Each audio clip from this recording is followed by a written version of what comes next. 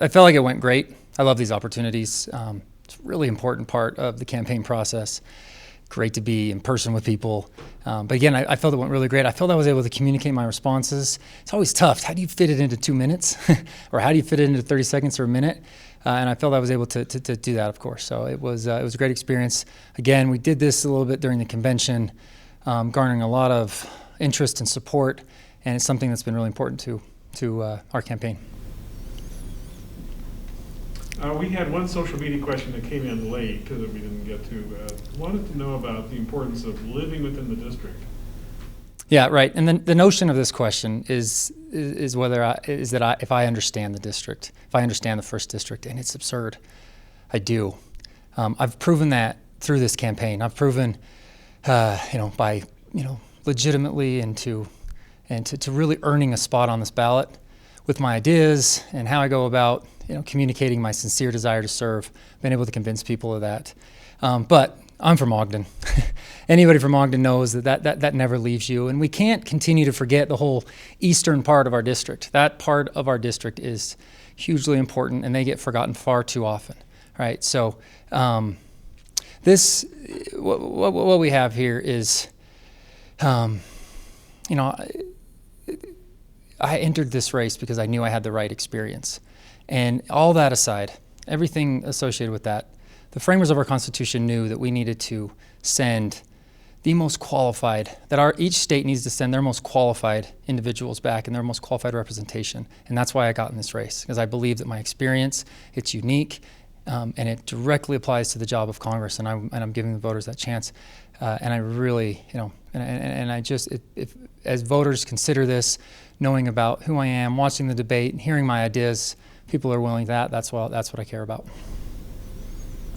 We had another question that came in on social media that asked about federal lands and usage of lands and preserving those lands. How would you balance that equation? Yeah, I wish we could have gotten into more of that with the debates. A really productive part of our conversation. This is hugely important to the first district. What we need to do is continue with the momentum that we've seen recently with the wins that Congressman Bishop has been able to secure and build on that momentum. And right now we have an opportunity to do so. We've seen how our federal government, and we've seen it become a phenomenon.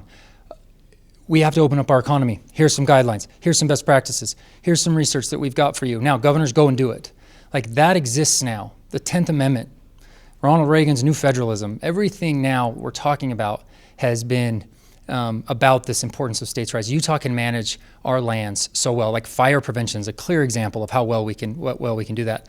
But we got to remember that Utah is at a big disadvantage, and other states don't get it. And how can we communicate that to others? The first thing we need to do to communicate that is, I would say, over-communicate our commitment to conservation.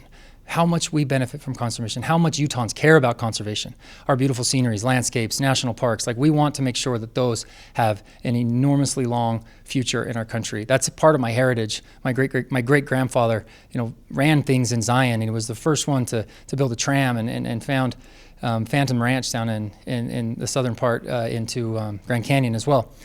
But we have to recognize that it's about balance.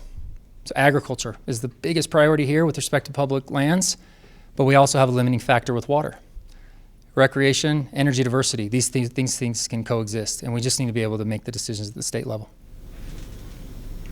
And another question that a viewer submitted was your position on the Second Amendment and balancing safety, especially in our schools, with the right to bear arms. Yep, right. We need to enforce the laws that we have, but the role of government is not to grant rights, it's to protect those rights. And so I'm fully supportive of the Second Amendment.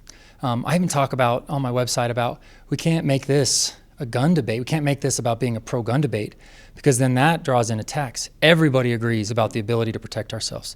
Everybody needs to be able to have access. Responsible citizens need to be able to have access to weapons to guns or arms that criminals could have access to. But no one cares more about school safety than me. I have 3 young boys that are entering into that world right now. One's a first grader, and the other ones are going right into it soon. That is a key priority, and I'll make sure that we can balance that. Thank you all. Appreciate it. Thanks.